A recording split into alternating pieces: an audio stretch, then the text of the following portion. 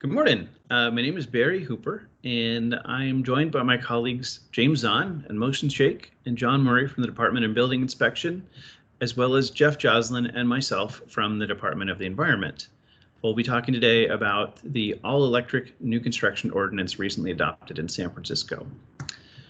In the course of today's presentation, which is going to take about 40 minutes, we're going to go over the basis for the ordinance, this fundamentals of all electric technology, the stakeholder outreach the city conducted and what we heard, what's required and when certain very limited exceptions may apply, the implementing regulations, which primarily center around those limited circumstances where exceptions apply, and then how you can get help to succeed with all electric design.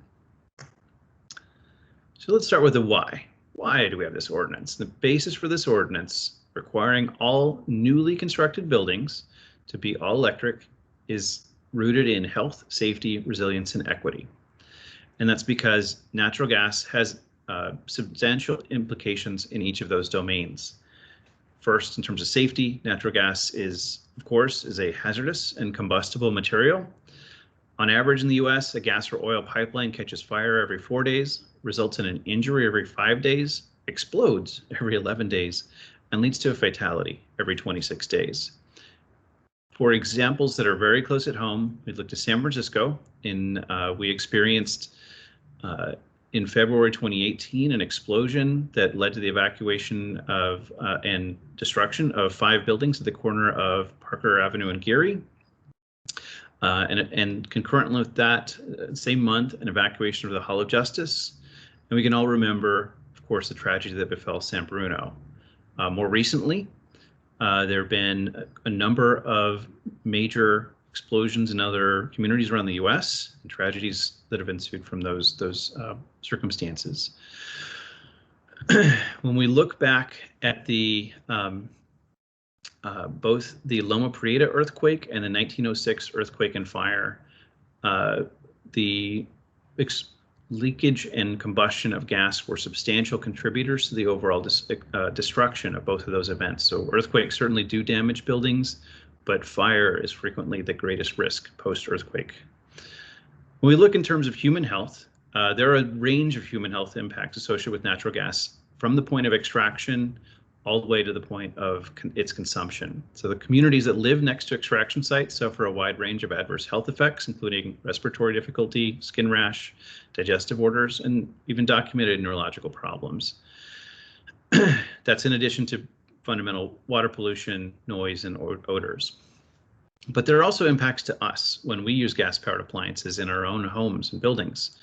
When we close a window and fire up a gas stove, more than 12 million Californians are being exposed to levels of nitrogen dioxide that would be illegal outdoors per EPA health-based National Ambient Air Quality Standards. Nitrous oxide is a trigger for asthma, and long-term exposure may be a cause of asthma in otherwise healthy children. Use of natural gas in buildings also directly affects outdoor air quality. The UCLA Fielding School of Public Health estimated the use of natural gas in buildings, specifically in San Francisco, produces more than 65 tons of 2.5 PM particulates per year.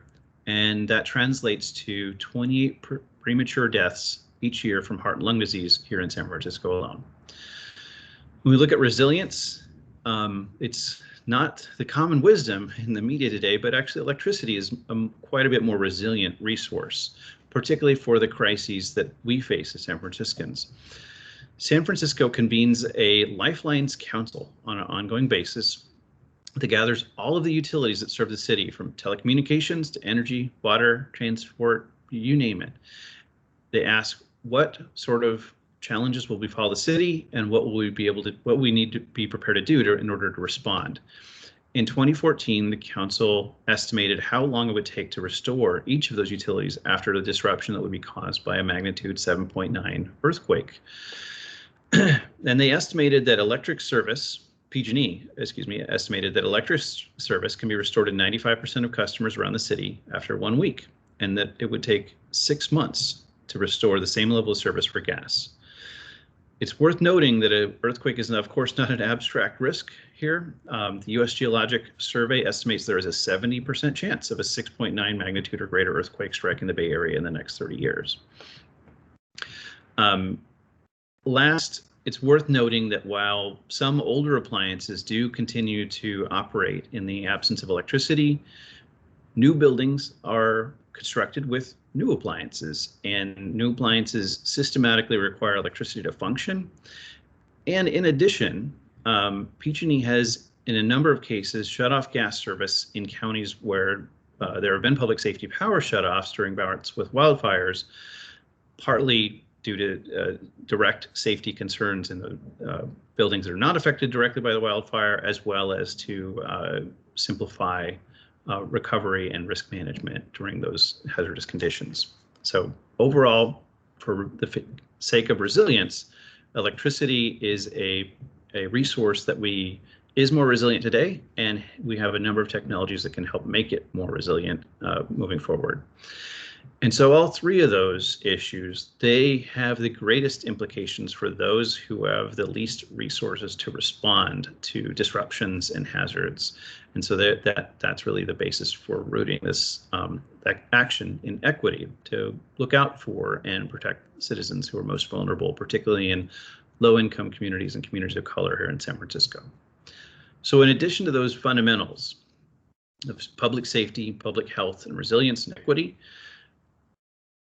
gas also does contribute to carbon emissions, and San Francisco is definitely affected by the effects of climate change and at risk moving forward, and is committed to mitigating our contributions to climate change in a systematic manner. We've had a lot of success, both at PG&E as well as at our own public utility, the San Francisco Public Utilities Commission, and its Clean Power SF Community Choice Irrigation Program. We've had a lot of success in aggregate cleaning up the electricity supply in San Francisco. And so as a result of improvements in building efficiency and a greatly cleaner electric supply, the emissions from operating all buildings citywide, so not just the city government's buildings, but all buildings citywide, the emissions of carbon on an annual basis have been reduced 50% since 1990. So they've been cut in half. And so it is great that we enjoy quite clean electricity, and we're on track to ensure that electricity can be entirely clean, entirely generated from greenhouse gas free sources on a systematic basis citywide by 2025.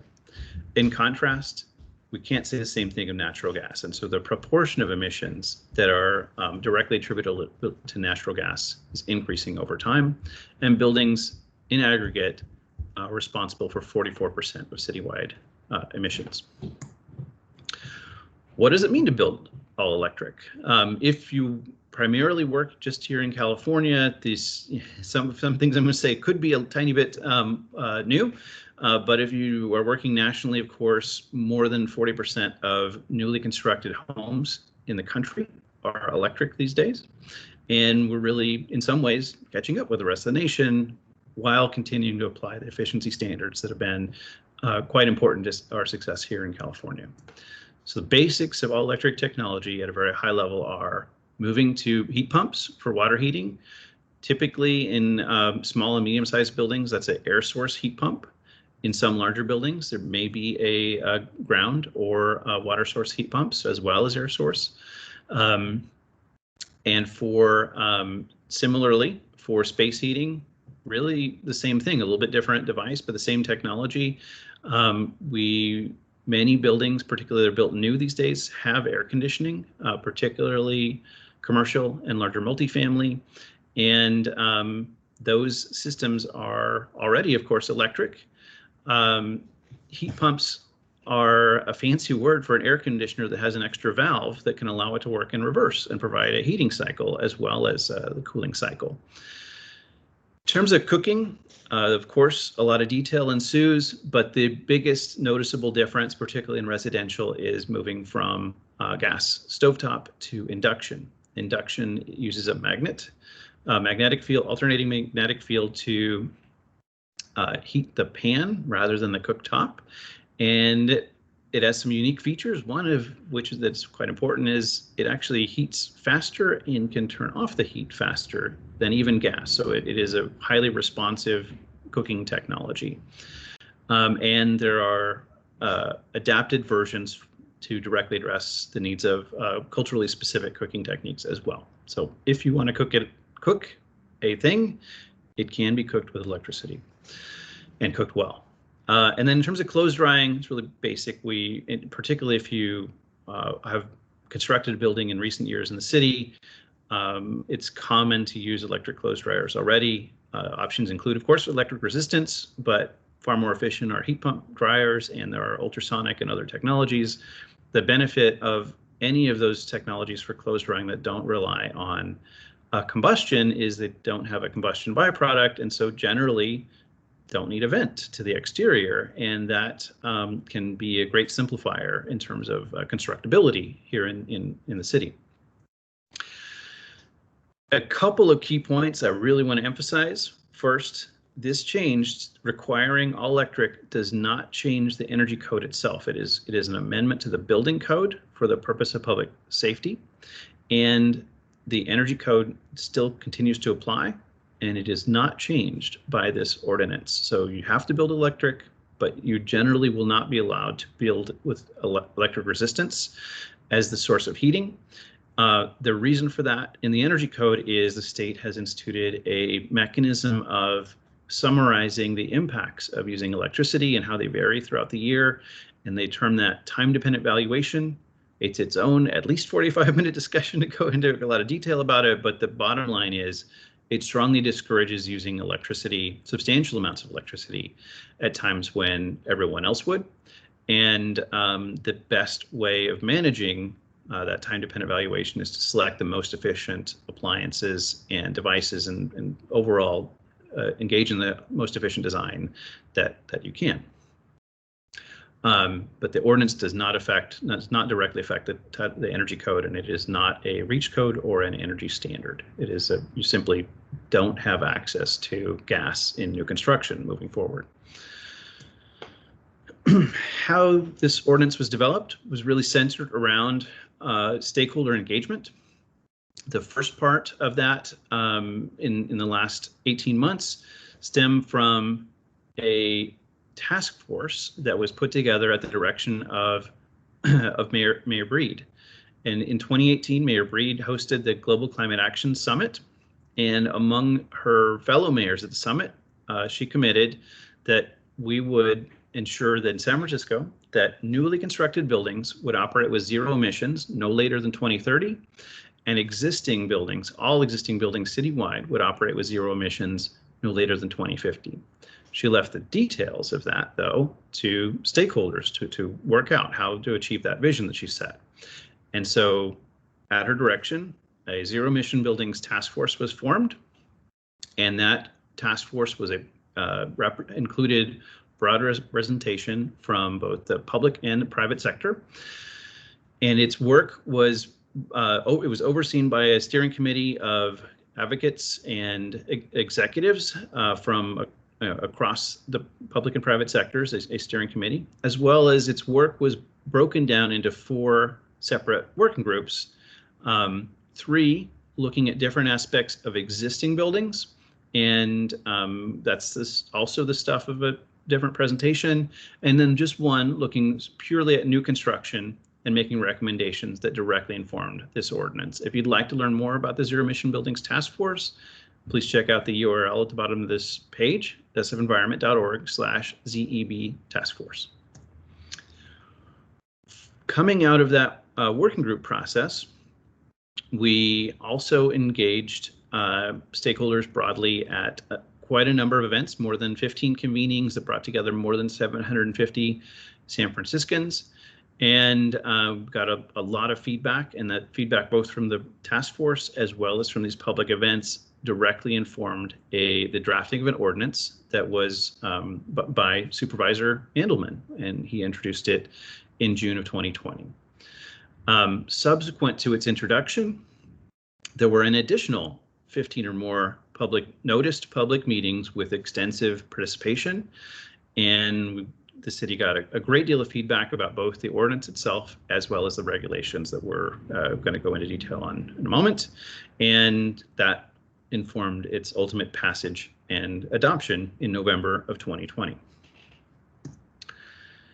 A key consideration, although this technically is not a REACH code, and so it is not obliged to be a cost-effective requirement, it's still a good public policy to look at what the cost implications would be of a new ordinance here in the city. And so we provided the best available information to the Board of Supervisors, and it's some quite extensive resources, which I'm going to condense into this one slide. If you'd like more detail, I'd encourage you to check out the website at the bottom of the page, www.localenergycodes.com.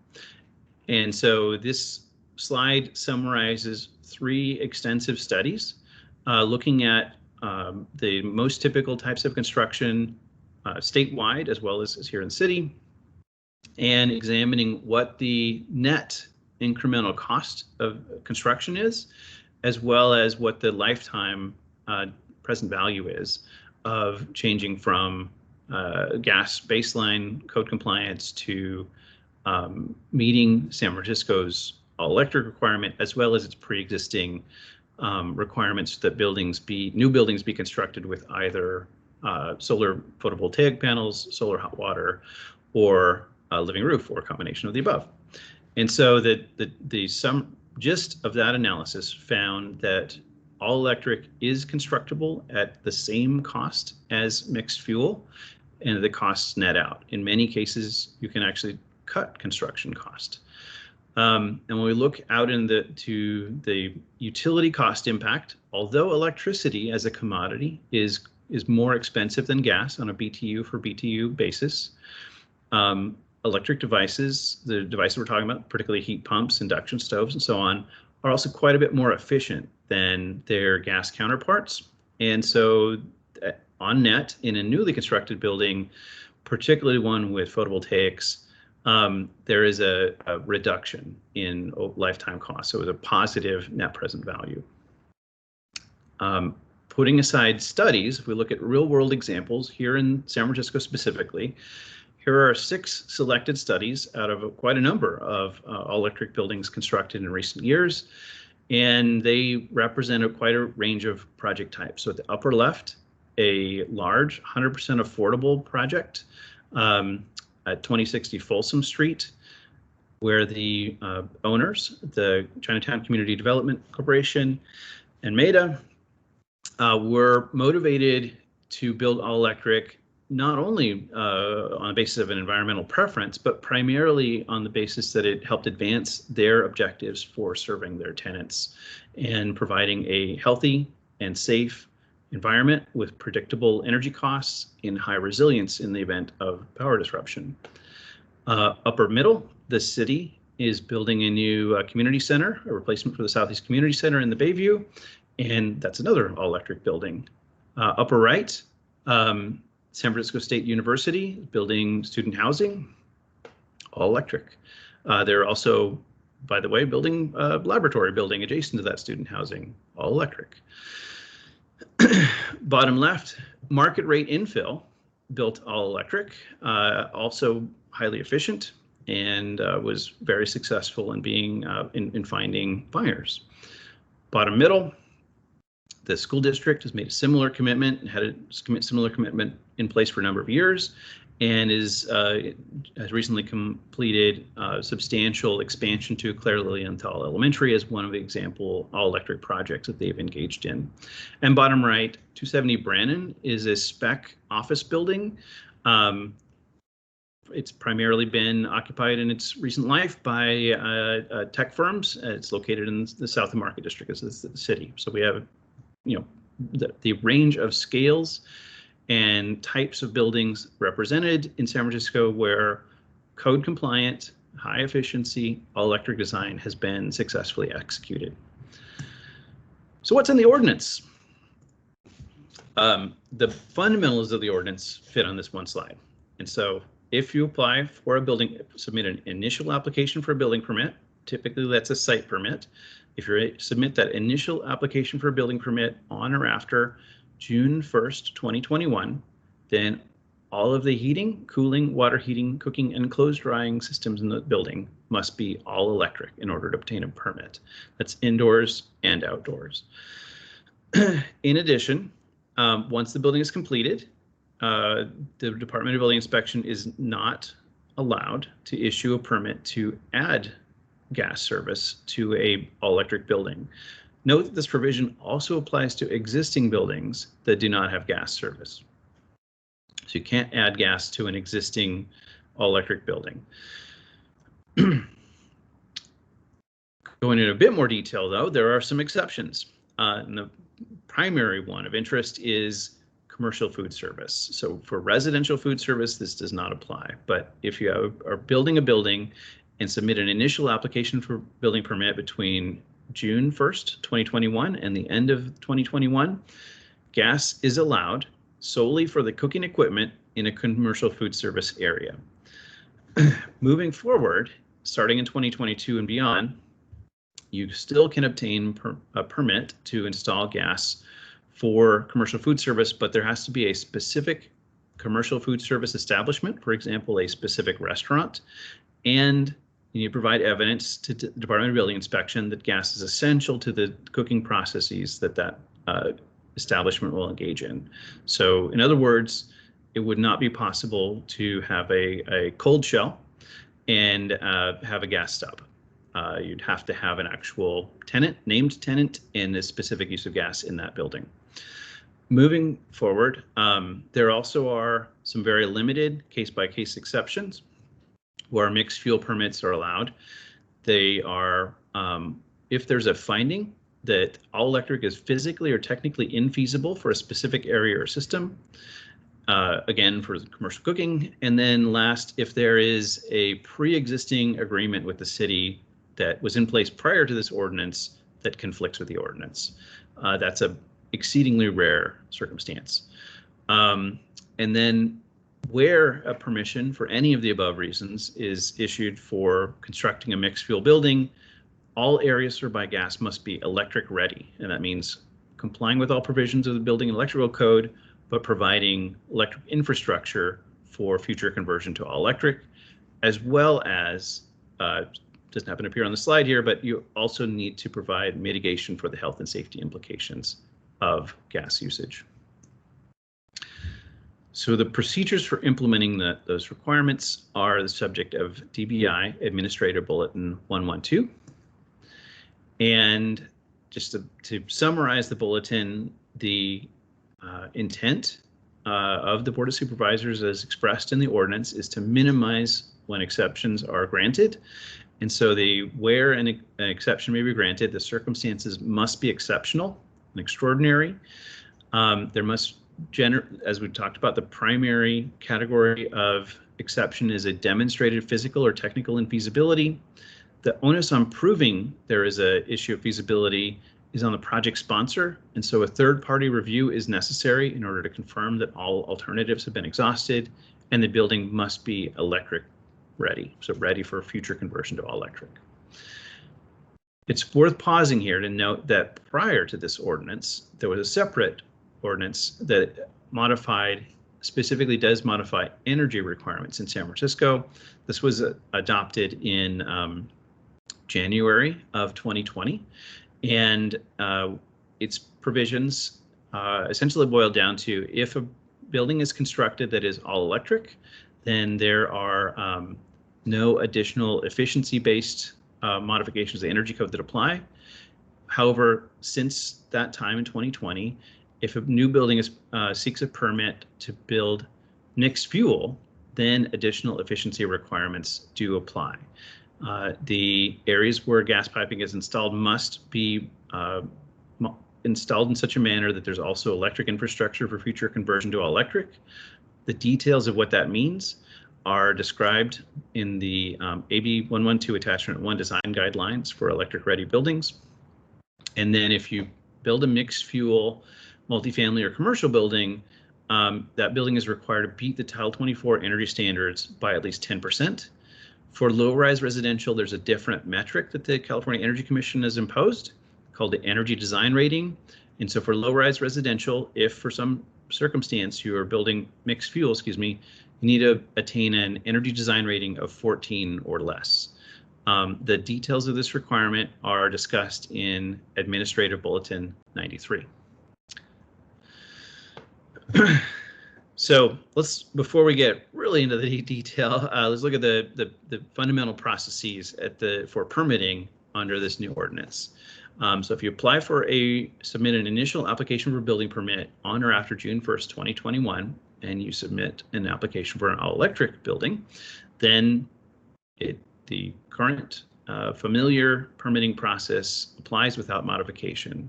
So you go through a normal permitting process and obtain your permit at the conclusion of that process. In the event that there is a development agreement in place between the city and the project or project sponsor, and it is the interpretation of the project sponsor that should allow the construction of mixed fuel buildings, then that matter is documented and referred to the city attorney to make a determination as to whether that claim is accurate and merited. And if it is, then you become allowed to build mixed fuel. The increased efficiency requirements in Administrative Bulletin 93 apply, and otherwise you go through the normal permitting process. If the building seeks to provide gas for areas of commercial food service, and I would just point out that if you have commercial food service that's all electric, that takes the simplified path at the top of the page. And we do see all electric restaurant examples. They are rare here in San Francisco, but they definitely exist, from fine dining to casual to large parts of the country where it's a systematic means of construction. And so if your commercial food service establishment specifically wants to use gas, then go through the processes we described in an earlier slide and obtain a permit. That means that the entire building is mixed fuel then, and some additional efficiency requirements apply.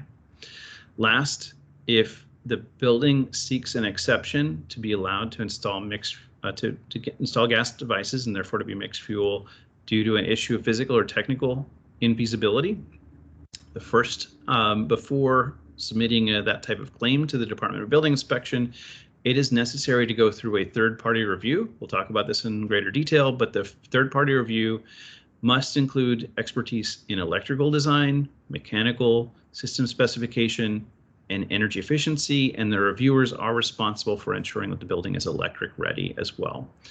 After that's completed and after all options have been exhausted, that's when staff would review the claim and would be able to accept conditions modifying this ordinance and document them in the plans via the established alternative compliance path codified in Administrative Bulletin 005.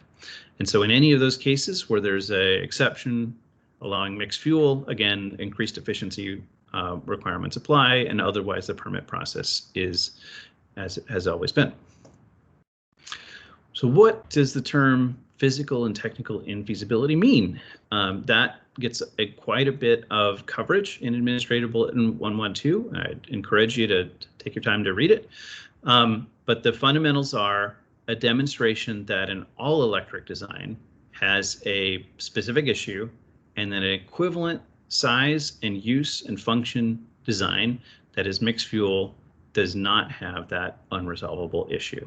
And so to get more specific, one category of this potential conflict is a conflict between codes. This is the one that is most likely to occur to actually occur and to be observed. And so in small sites where the site has less than 75 feet of total street frontage, if it's demonstrated that all electric design requires an electrical transformer and that mixed fuel design does not, and the joint review by planning and the Department of Public Works confirm that there is no feasible option to locate an electrical transformer on the property.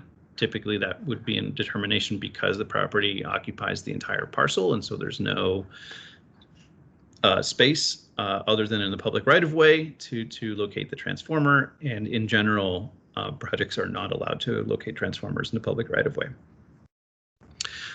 Refer you to, their exceptions do occur, but I'd refer you to the Department of Public Works and Planning for that, to seek that form of exception. And if you do, this ordinance still would not be the basis for requiring the building to be all electric. It would be that by the time you have a transformer in the street, it would make more sense to build all electric. It would actually be a lower cost in that context. Moving on, if there is a demonstrated inability to comply with the energy code, and that means that there is no prescriptive option nor performance option for compliance with Title 24, note that although this slide refers to a specific system, if there are alternative systems that would serve the same function that are in at all common use and are available, then that would conflict with the finding of infeasibility. You'd have to check out that other system. So picking a non-code compliant system as a strategy is not going to be an acceptable means of seeking an exemption. And it's also worth noting that given the wide range of building sizes, types, and uses that have demonstrated compliance with Title 24 with all electric design, including but not limited to laboratories, and again, a few of them, particularly laboratories, can be complex. We are not at this time aware of any circumstance where there is a conflict with the energy code. Think you can comply, but this option is available if you demonstrate that that is not the case. It would probably be a very exotic circumstance.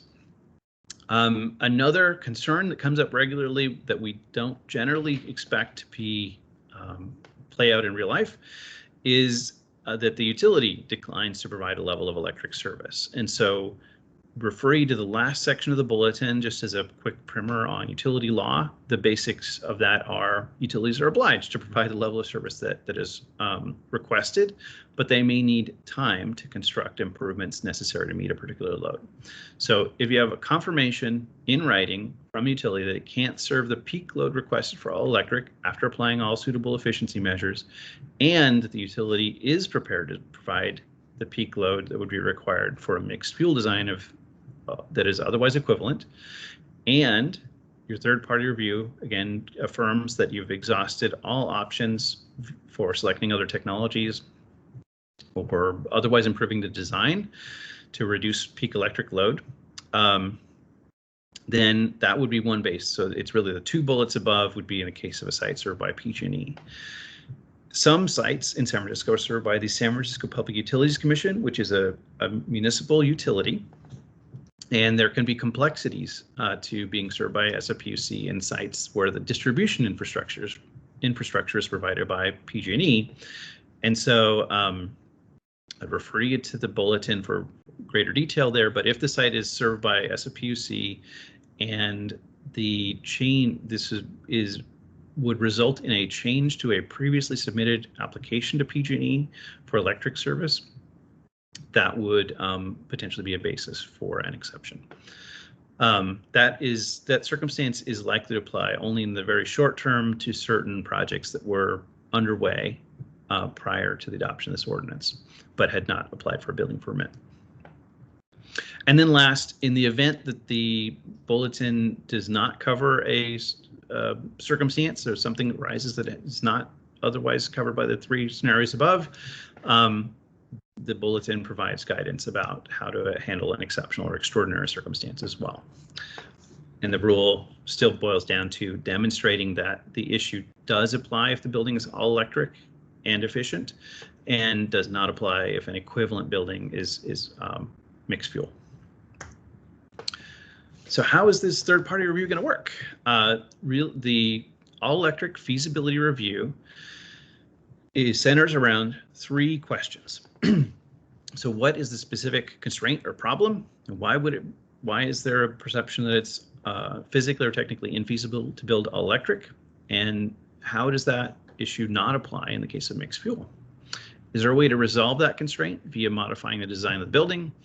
And is the area or system that is proposed to be served by gas piping systems also going to be all electric ready, so ready for conversion to electric in the future, as well as constructed to provide mitigations to the health and safety and fire implications of gas piping. And so that means that the review is not a checklist, but a process. And the first core responsibility of the reviewer is to help resolve an obstacle and to enable all electric compliance.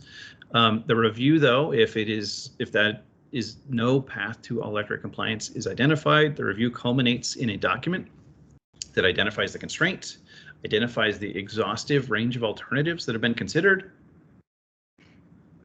and the specific solutions that may be available, that affirms that the electric ready design guidelines have been implemented, and is specific about the steps that are being taken in the design to ensure equivalent health, safety, and fire protection.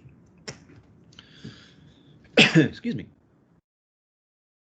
To serve as a reviewer, certain minimum qualifications must be met. The reviewer must be a third party, so not responsible for the design of the project. And the review, typically a team, must include all of the following: a licensed PE, mechanical engineer, a licensed electrical engineer, and in both cases, each of those professionals must have experience with successful all-electric design that is multifamily or commercial, either new construction or such a substantial alteration that it includes the replacement of major systems. In addition to the engineering expertise, it is also necessary to have a KBEC certified energy analyst, and their responsibility is, and their experience needs to stem from expertise based on their training and experience applying Title 24, and specifically its documentation for compliance to an electric building. For small sites, the criteria for feasibility reviewers are a bit more lenient.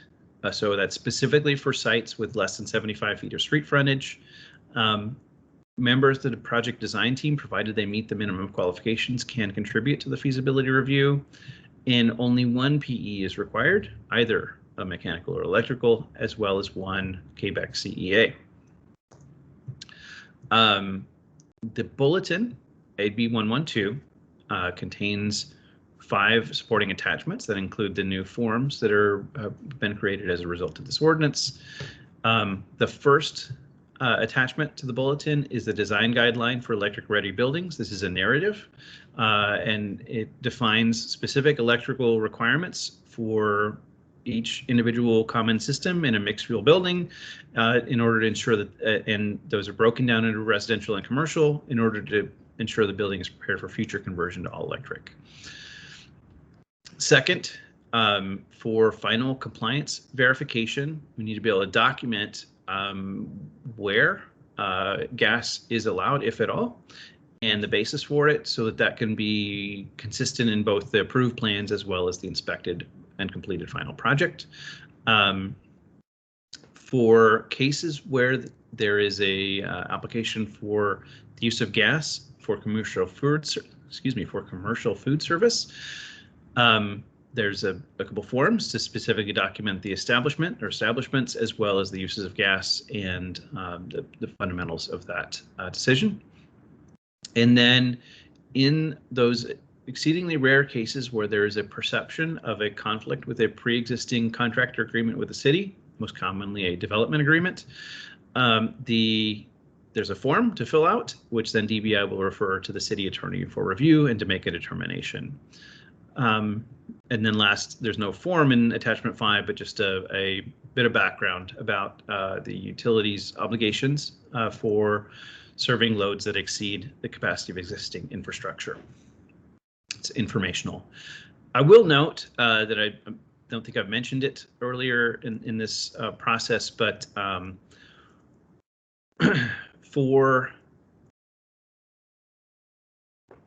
so the ordinance applies to all of the common loads that cover all of gas usage in more than 99% of buildings, so heating, cooling, water heating, cooking, and clothes drying.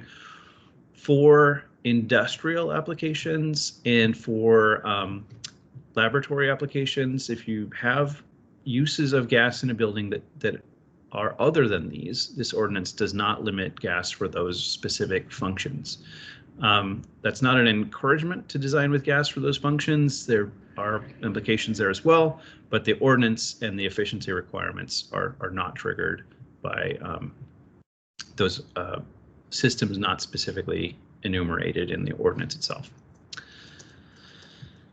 So that's a rarely, if ever, going to be applicable, but worth noting if that's if you're going to construct something other than housing, office, hotel, or the other types of buildings that really comprise nearly the entirety of our new construction market.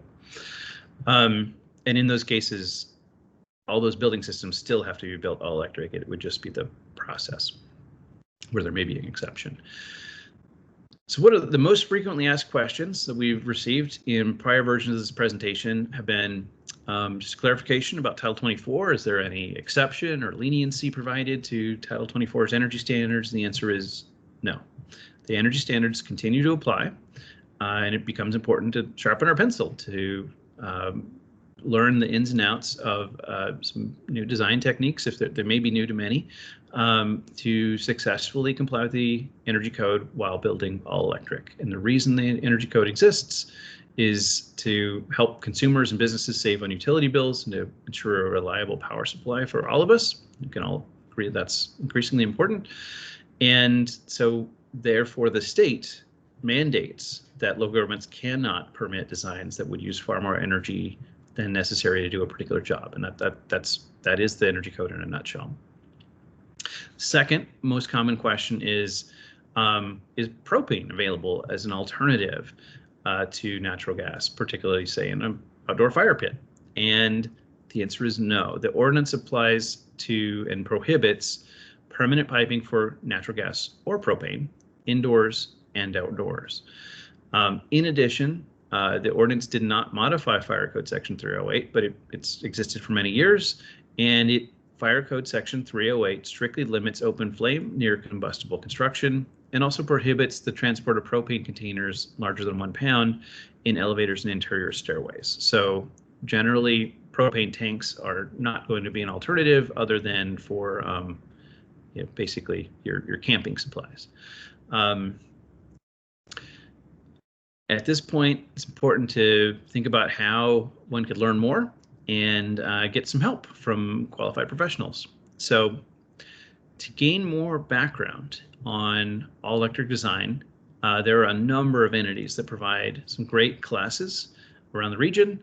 If you haven't visited or particularly visited them online in 2020, the Pacific Energy Center provided by PG&E is a great resource, and you can check it out at pge.com/energy classes. They regularly have classes that center on efficiency, particularly all electric efficiency with regard to heat pumps, solar design, battery storage. It's a very comprehensive curriculum, and they are designed for practicing professionals, so they're available for free. Most classes are a day or a half day in length. It's a great resource. An additional great resource specific to the Energy Code is Energy Code ACE and its subsidiaries that all have ACE as a suffix. You can check that out at energycodeace.com. A lot of great explanatory material, as well as live and recorded trainings.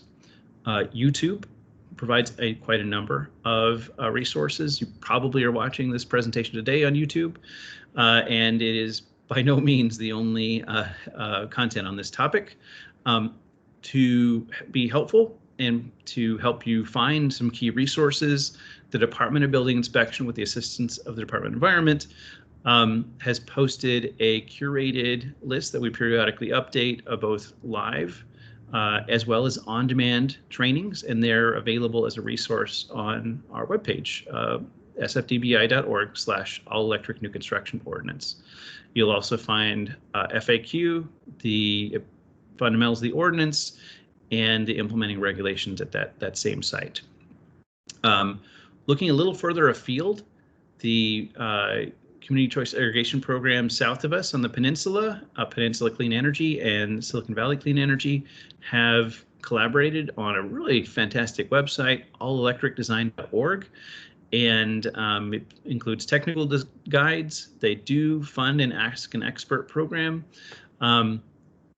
Owners in San Francisco of projects in San Francisco are not necessarily financially supported by those community choice aggregation programs that serve other cities, but the website is freely available and the specific names of the experts are available. So you could certainly, that would provide some clues as to finding folks who are recognized by these entities as being particularly helpful. If you yourself have experience with all-electric design, we are looking for help.